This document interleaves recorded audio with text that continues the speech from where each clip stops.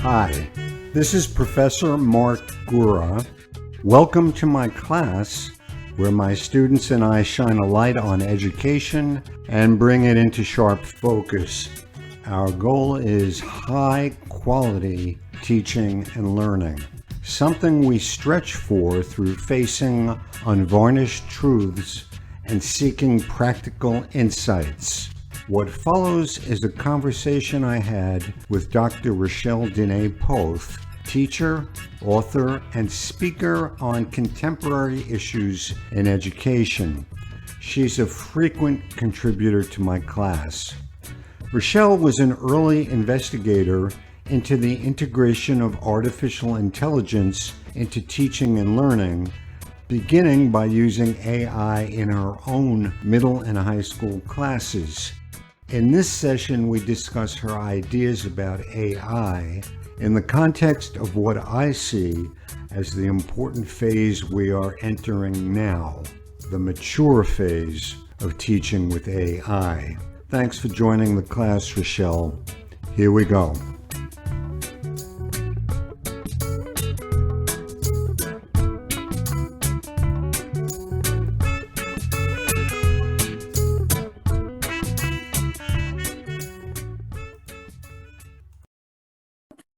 I guess by way of introducing you, the most important thing I can explain is you are an in-service teacher, correct? Yes. A little bit of a tired one, but I know you teach Spanish, but you also teach technology. Yeah, it's a STEAM course. I think this is my either 8th or 9th year. In the first 2 years, it was teaching students how to code with hummingbird robots. I did that for 2 years, but since then I've been teaching about emerging technologies, a big part of which for the last 7 years has been AI. And I love tech and seeing all the changes that are happening in education. So that's my fun class. They're all fun, but that's my really fun class. I remember seeing your live webinars held over Facebook on AI, which predated the release of ChatGPT. You got it early on and have continued to explore and explain what it is you discover. Right. And so you've put out a good number of articles and a number of books. Thank you so much for joining us. We're going to refer to a few of the items she's produced for colleagues. This book, why don't you just comment a little bit about how this book came to be? Thank you. That book is a culmination to an extent of some of the blogs I had written over the years. I started to research AI in August of 2017 to write a blog for Getting Smart for January of 2018. And then I was just amazed. I was like, oh my gosh, I had no idea how much we rely and use AI every single day. And I just dove into it, started teaching about it, wrote a couple more articles. And it was during probably March, April, May of 2020, when we were experiencing COVID, school closures. I had helped to do some research for an article on GPT-3 at the time. And I couldn't believe what it was capable of. I was like, this is unreal what it can do. And not knowing what was coming in November of 2022. But it was not long after that that somebody said to me, you know, you haven't written a book in a while. Why don't you write one on AI? And so I started to write the book late fall of 2020, and then a little bit more in the summer of 2021. My doctoral program was on AI and the need for PD. I've written several books, but I'm really proud of this one because the way that it was written is that for anybody in any content area, that was really important to me, and to keep it evergreen because it's changing so quickly. I'm thankful for the feedback that I've gotten from people who are like, yep, not going to use AI. And then went, oh, yeah, I can actually do this. Like, this is doable with my elementary, middle school, high school, whatever content area classroom.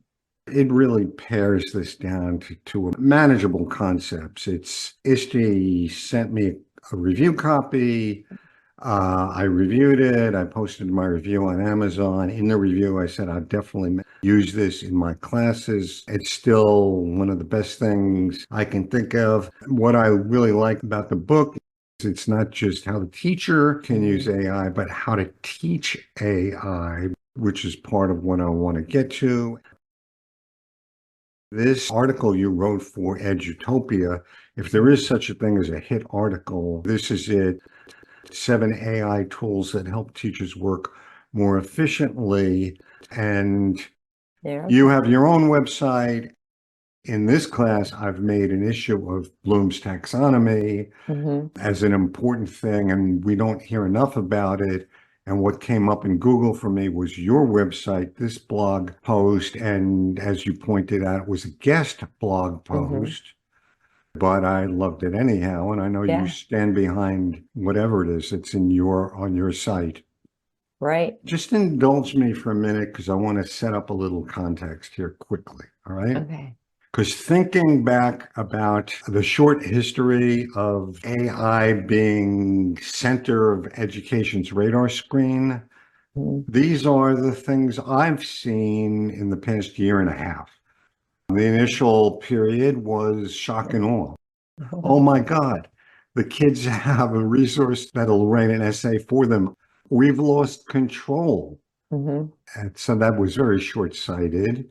Of course, there's some truth to that, but the second phase clips that tremendously, which Mhm. is teachers began to see AI as labor-saving device. I can get the tech to produce the slide presentation and the quiz, et cetera, for me. Mhm. This will save me time and effort and hopefully frees me up to offer my students an ongoing instructional experience that is deeper, richer, and goes further than I was able to offer them before AI. And that very much is what you offered in your article, this one, 7 AI tools that have. Mhm. So maybe you want to comment about that just a little bit before we move into phase 3, which is where I really want to go. Yeah, well, that article, which it's hard to believe that came out, I think about a little over a year ago. I love writing for Edutopia and the different topics, and you have to put a pitch in, but it was early on. And one thing I'll go back to is your shock and awe. It went with the AI. People were like, "Oh no, it's the end of teaching, and the kids are all going to cheat." I'm like, "Newsflash, we've been able to cheat since I went to school and before that." So it looks differently now.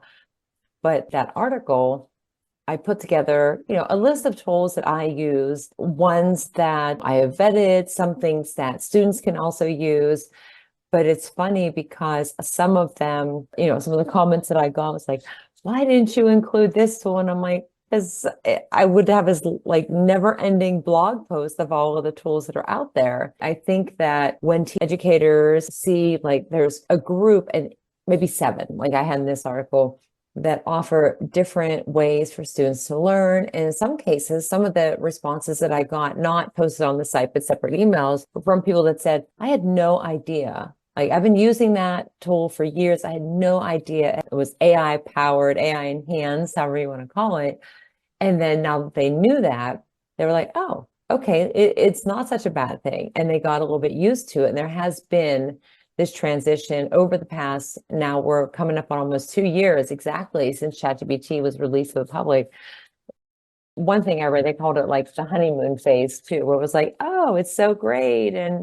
But we have these other issues. So trying to put out content and articles or, podcasts, whatever, just information, because teaching is difficult. It's very time consuming, but when you have different tools available for you, I love to try things out. So if I can make somebody's life easier or help them to get on board with something that the students need to know because it's very much a part of today and the future and will continue to be that way, then that's why I do the things that I do. So I have a couple articles on Edutopia. One last week, it was just on AI and the law. So I'm bringing my attorney background into this as well. And hopefully, they're helpful for guiding educators of all roles. Edutopia is very popular for good reason. It's always relevant. It maintains a certain brand of professionalism. been a big fan of it for a long time. So this course that we're sitting in right now, the title is Technology Integration for School Leaders, but all of us here are teachers and we use that term in the sense of peer leader. Thinking about tech integration, our interest in the role of tech is a focused and narrow one. We hold that the highest application of technology in the context of school is the improvement of the learning experience offered students. And so we think about how teachers can foster a student learning of how to use AI. So one of the things that's emerging is to not only think about AI as a teaching tool, but as a learning tool. And that's really giving up some control, putting AI in the hands of the students. So now the mature phase I feel we're in is now we're smack in the middle of how can we use this thing to produce better activities than ever before and show kids how to use it. Right. I don't know if you want to jump in and comment at this point as well. Well, the one thing that I'll say, because you had about the kids, I mean, I use AI in my Spanish class. I mean, for things that I create sometimes, and I'm very transparent with them. And I will say, hey, I have 10 project ideas for you, and 7 are the ones I made up, and 3 are generated by AI. And they can usually tell. In my STEAM class, we spent a lot of time on AI, and I teach them, what it is, how does it work, where do we see it, and then get them involved in different activities that help them. Like one thing we're doing coding right now, but I have a robot that has the AI component because it has facial recognition, voice recognition, object detection, and a bunch of other things. So I want them to understand the coding behind like all of the things. But then the other component of that is when you can find different tools that are out there that enable students to use and interact with AI in a way that is not taking away their learning and doing it for them, but it's doing the same thing a teacher would do, but it's personalizing it for them, or it's showing them how they can use different tools available to them to enhance and not replace their learning. And again, with some of those, like I have tested them out, I vetted them, I make sure they're all in compliance, because that's another big thing. There are so many companies around the world, but they're diving into this space of, having some AI functionality in their product. And I've had some reach out to me and say, like, should we? And it depends. But with the students, the ones that I use, I want to make sure that the laws are being complied with and the students get a chance to see how they can use it and support their learning, because they're going to need to know how to use it. There are a lot of careers that are out there that when they are hiring employees, they want to know, what do you know about AI? Do you know how to use it in a way that's ethical and responsible? We used to talk about media literacy or digital literacy, and now it's more like you have to distinguish, like, is this real? Is this a deep fake? Like, there's so many layers to this. So even if you're elementary all the way through 12th grade and higher education, there are opportunities to bring to students for them to learn about it in a progressive way so that when they leave our schools that they are prepared, because it's going to change. I like what you said, but I'm going to put you on the spot. All right. Oh, no. Yes. So you teach Spanish and you teach STEAM. And you were saying that one of the things you do in the STEAM class is you do some robotics. Robotics have always required and coding, and now many of these student robotics resources involve AI, which is, in a sense, a way for students to code easier and better and do more complex things. So it sounds perfectly reasonable. You're bringing AI into your STEAM class. But what about your Spanish class? An AI resource off to your Spanish students? Yes. And I did that. I mean, they've been using translators. A little over a year ago, there was one of the first tools I was using where I didn't tell them. Usually I tell them, this is what it is, this is what it does. But I handed it to them and let them have the experience. And it didn't take long for one of the students to say, wait, is this AI? And I said, why do you think that? And they said, well, because I got the feedback and it gave me information. And I went, yeah, Yeah, it is. And there have been other occasions like that. And I wrote an article for Getting Smart earlier in the spring about AI literacy. And I had 4 or 5 of my students give me quotes to put into that because I value their feedback so much. Because if I'm using something and they're like, yeah, it's really not doing anything, then there's no point in using it. And of course, some students might say that across the board anyway, but the impact on some of the ones who, especially in Spanish, is uncomfortable speaking in front of others, the confidence level, the comfort, making mistakes, there's that big fear. But when they have something that they can interact with a chatbot, for example, or they speak and it analyzes and gives them feedback, but then we, as the teacher, the human component of it, still there to give them the feedback, to see the response, to see the data, and to act upon that, it helps them to build those skills more than just a back and forth, because they'll say, can't we just have a quiz where you give us the word, it's multiple choice? I'm like, no, we need to like level up a little bit. So Good for giving you. giving them those opportunities, it really does make a difference. And I've heard that directly from the students.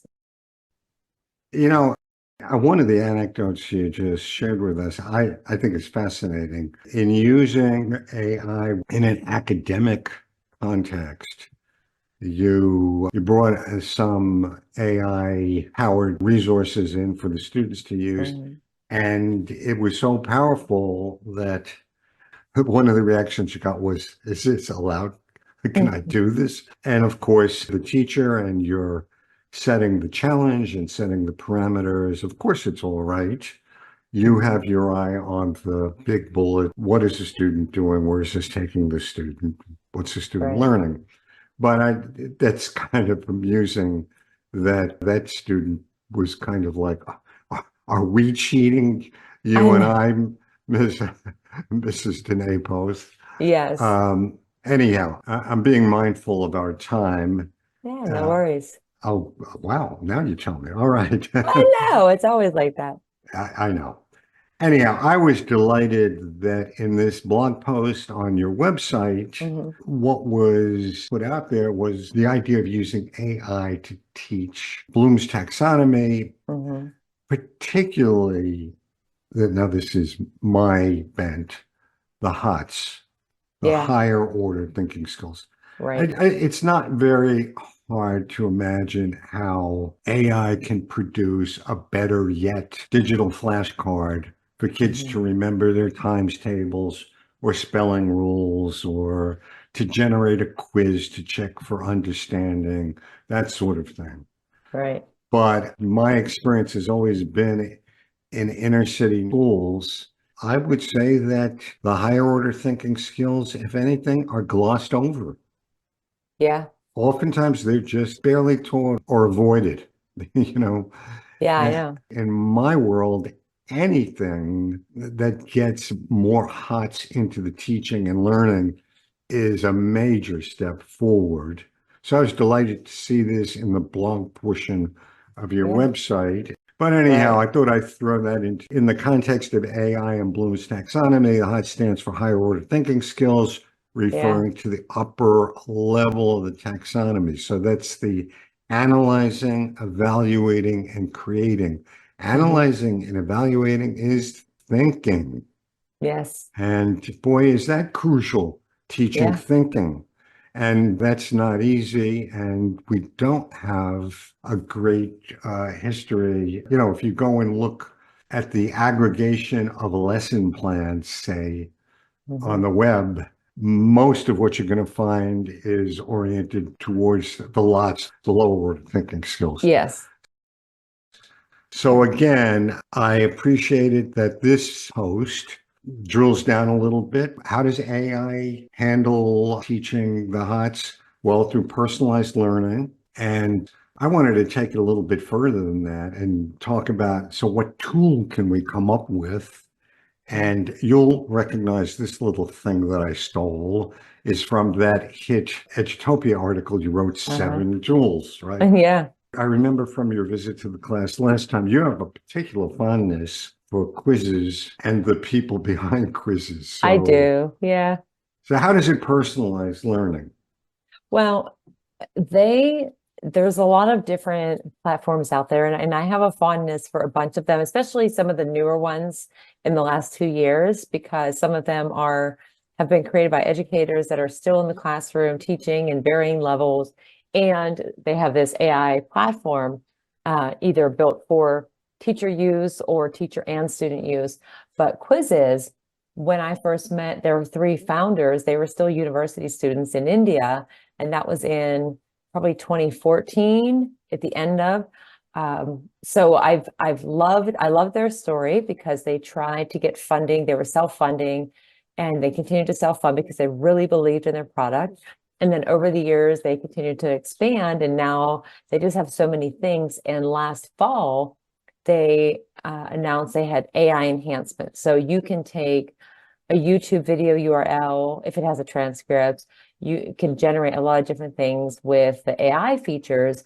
But this spring, back in April, they launched the accommodation profiles. So if a teacher has their own account, they can have students join the class. And then if within that class, students have different needs, like the size of the font, maybe the leaderboard you don't want on there, the answer, you want reduced number of response or options for your choices. So down from 4 down to 3.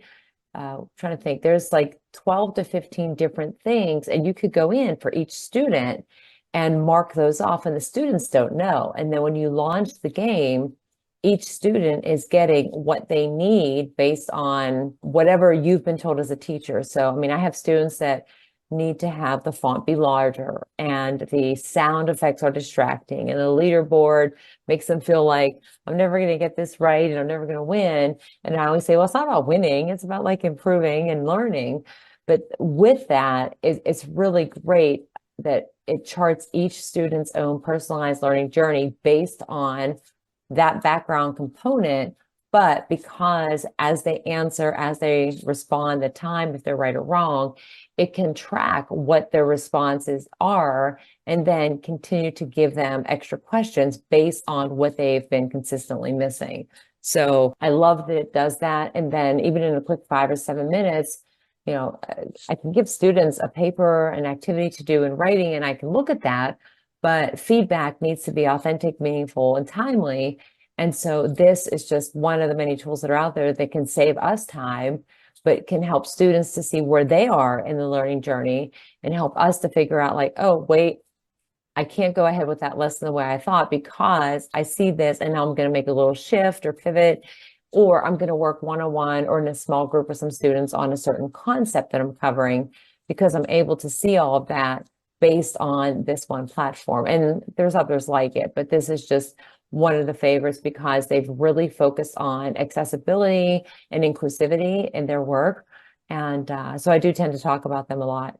I'm listening to you, and it sounds to me like they brought universal design for learning to Yes. life. Yes. And so AI's role in fostering HOTS, this blog post also points out that the AI is great for feedback and guidance. AI can offer real-time feedback on student work, guiding them towards higher level thinking skills and creativity.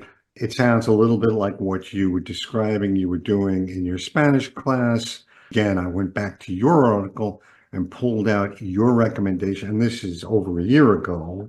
Yeah. You recommended EduAid AI, which has a feedback bot. I don't know if that's the resource you were thinking about when you were describing it, but I guess that one would still be a reliable choice. Oh, yeah. It's another favorite because they are, and those are one of the ones that are still in the classroom. They are both originally from Pittsburgh. One still lives in Pittsburgh, and one teaches, I think, at the elementary level, and the other one is middle, junior high school. And it's specifically for teachers, but they're also both named Thomas. So they just continue to build out their product because they get it. They're in the classroom, they're in the schools, they're hearing from other teachers, administrators, and they know what the challenges are, and they also know what the responsibilities are. I always think about the responsibilities and possibilities. Like AI, oh my gosh, it's great. Like it's awesome. It can do all these things. It can save me time. But there are also responsibilities when it comes to student information and personally identifiable information and what you're entering into it, compliance with all of the relevant laws for schools, and so much more. And so when you have a tool, and quizzes like that too, I've been doing a lot of research into compliance with laws for my AI and law presentation. And I really value what EduAid does because that authenticity of being in the classroom and really relating to teachers and teachers' needs and student needs. Good. The writer of this also says there are complex problem-solving tools. I don't know if you have one you would point to for this. Oh, yeah.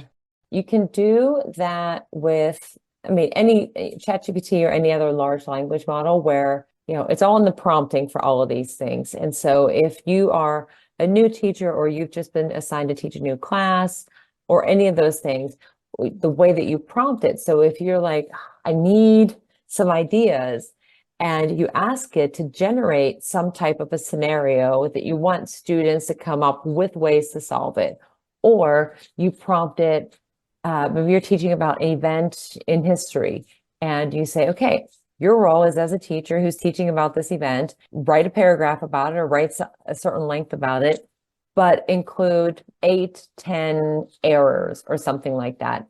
And so then students have to really closely analyze what has been written and compare it with what they've learned to figure out, like, wait a minute, that's not right. Or even with looking globally and talking about like sustainability and the environment with all AI, there's a huge impact on the environment because there's a lot of energy use. There's a lot of comparisons with like charging your phone, charging a car, like the list goes on. And so those are some of the negatives, but AI is also being used to help with some of those problems, like sustainability, healthcare, a lot of different areas. So there's a lot of interesting things that you can do that you can bring that relate to the content area and the grade level you're working with. I'll mention again in that article, you mentioned ChatGPT and the side of it which teaches itself to teachers. Mm-hmm. There's a lot of that kind of information. That takes us to the very top of the HOTS, creativity. Right. So I'm just going to share some thinking I've done with you. To me, I'm a big fan, and this has come out in this course for project-based learning. So thinking about the AI using student, now we've moved from a teaching tool to a learning tool. It's no longer exclusively in the hands of the teacher, but it's in the hands of the student. Mm-hmm. The AI using student creates content, and which of course there's a whole band of the ISTE standards for content creation as well. In my mind, project-based learning is the perfect context to justify and guide students in the creation of original content. As someone who, even way back when, doing project-based learning, sometimes in hard copy format, one of the linchpins was always what kind of product would I challenge the student to produce? And so I created this table of different types of products, text items, images or graphics, posters, well, postcards. Now that's a mixture of text and images. What else? Slide type presentations, videos and animations, and audio content, podcasts. And then on the right side of the table, I went and found resources, AI-fueled resources that are spoken of by colleagues and by the producer, obviously by the producers. This is something I'm going to be exploring more. You'll recognize these names for text items, Grammarly, for images, and obviously Canva. Yep. This is a smaller one, PictoChart, AI poster generator. I'm sure you've heard of it. It's a smaller group. So this one, I think you've worked with a lot. Slides Go, or am I thinking of something else? Yeah, I've used and geez, PictoChart for me that goes back like 9 years. Um, PictoChart, Slides Go, I've used Slides Pilot. There are so many that create, that generate, and one that I like all of them. Almanac with a little bit of a different spelling, and then Brisk Teaching is another one. It's a Chrome extension. It's free.